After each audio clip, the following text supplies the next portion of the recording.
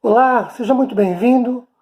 É um prazer podermos dirigirmos a vocês a partir aqui, mais uma vez, do Gabinete Pastoral da Igreja Presbiteriana Filadélfia de Araraquara, hoje, uma terça-feira, dia 9 de junho de 2020.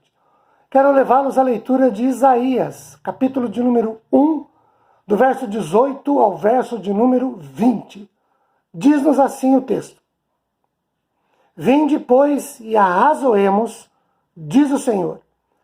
Ainda que os vossos pecados sejam como a escarlata, eles se tornarão brancos como a neve. Ainda que sejam vermelhos como o carmesim, se tornarão como a lã. Se quiserdes e me ouvirdes, comereis o melhor desta terra. Mas se recusardes e fordes rebeldes, sereis devorados à espada, porque a boca do Senhor o disse. Meus queridos, o que nós temos aqui efetivamente? Primeiro, o versículo de número 18. Quando o Senhor diz, vinde e arrazoemos, um outro termo legal que nós poderíamos usar aqui seria mais ou menos como se o Senhor dissesse o seguinte: vamos demandar, ou vamos ter aqui uma discussão como se estivéssemos num tribunal, onde uma parte dessa discussão é um querelante e a outra parte é um defensor. A ideia do texto é a de existir uma correção através de uma discussão na qual a verdadeira natureza das coisas é exposta e o desejo pela mudança também. Os defensores, neste caso aqui, dessa discussão, eram os israelitas, mas eles eram culpados. Culpados que tinham se arrependido e que demonstravam o desejo de viver piedosamente. Se nós lermos, por exemplo, Isaías 1, 16 e 17. Olha o 16.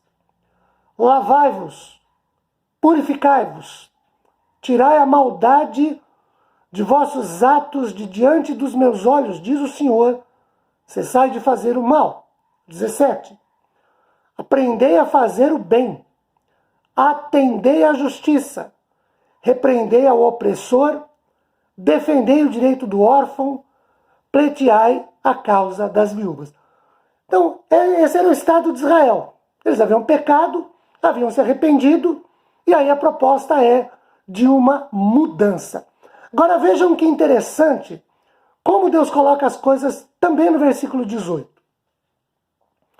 Ele diz o seguinte: por mais a ideia, né? Por mais hediondos que fossem os pecados, os crimes que Israel tivesse cometido, e aí Deus usa duas palavras interessantes. A escarlata, que é vermelha, viva, um vermelho vivo, que mancha, que aparece, que é notório, que é visível. E ele fala também, além dessa questão da escarlata, ele fala do carmesim, que também é um vermelho vivo, que se vê, que se enxerga, que mancha.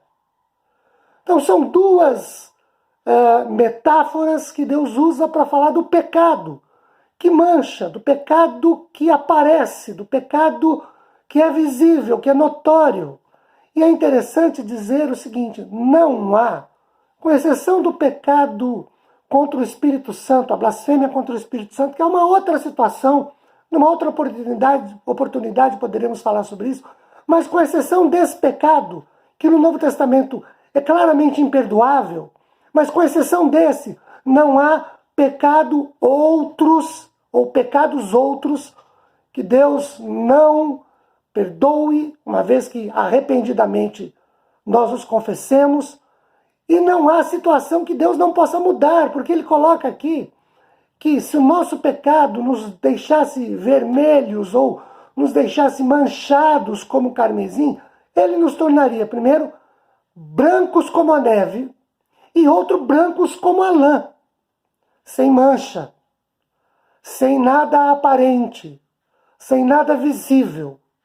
Aquilo que é vermelho como carmesim, algo vivo, seria apagado e Deus então nos tornaria brancos, em termos de pecado, a nossa vida branca, isenta de culpa, isenta de pecado, limpa de toda mancha, lavada de toda mancha. Essa é a ideia do verso 18. Mas veja que há uma condição. Olhem para o versículo de número 19. O Senhor, quando coloca as coisas, ele coloca de maneira muito clara, muito objetiva. Ele diz assim, ó, se quiserem. Gente, isso é sensacional, isso é extremamente significativo. Porque veja, o tratamento que Deus dá para o nosso pecado é o de nos tornar sem mancha, sem vestígios, sem a presença do pecado, se nós quisermos. Porque aí eu preciso procurá-lo, confessar a ele o meu erro, admitir a minha falha, me arrepender do meu pecado. Então eu preciso querer, eu preciso ter vontade. Há um movimento da minha parte e de nossa parte. Não é algo de total e absoluta movimentação de Deus. Há movimentos nossos. E o nosso movimento é querer.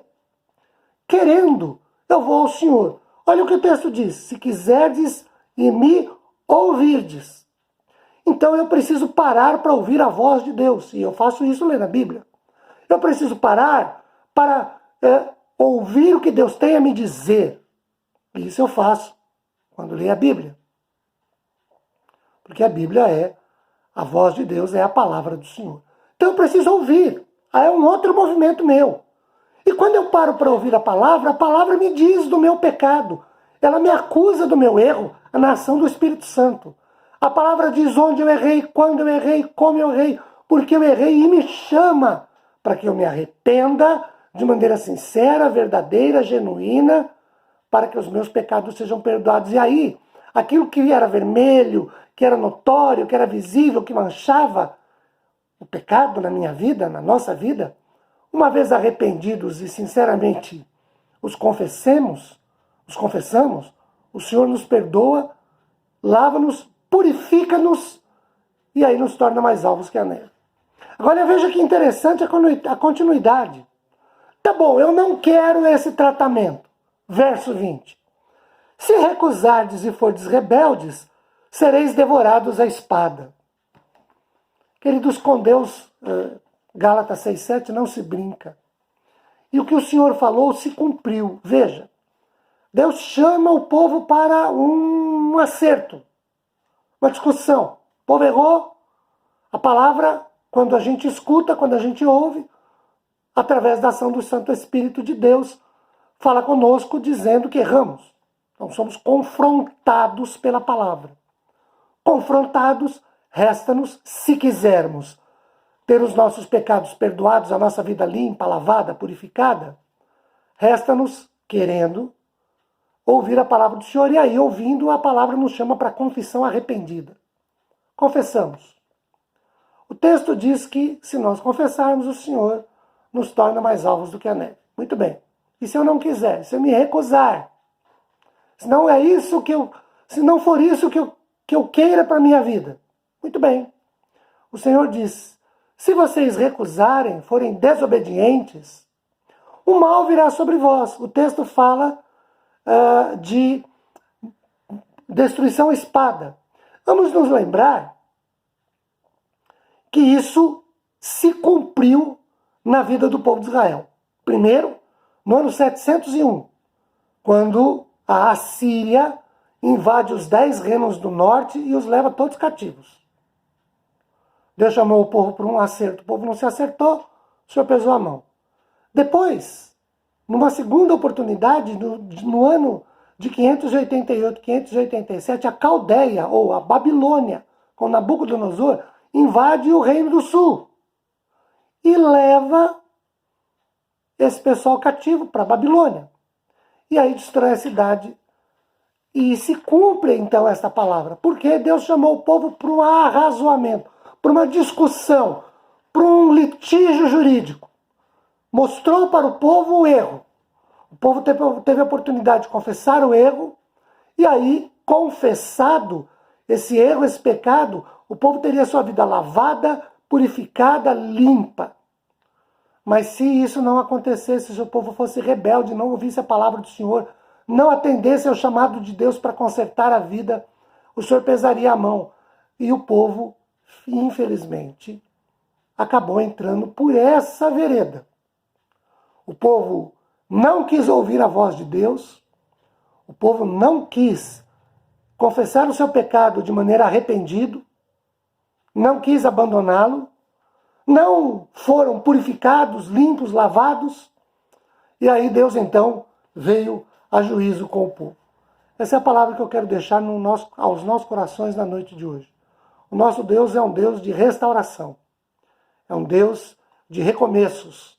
Quando erramos, confessemos nossos erros, Ele nos lava, nos purifica, nos torna mais alvos do que a neve, mas nós precisamos querer isso, que sempre queiramos. Boa noite, fique na paz do Senhor. Convido para que voltemos a nos encontrar na próxima quinta-feira agora, dia 11. Deus te abençoe e fique na paz. Tchau, gente!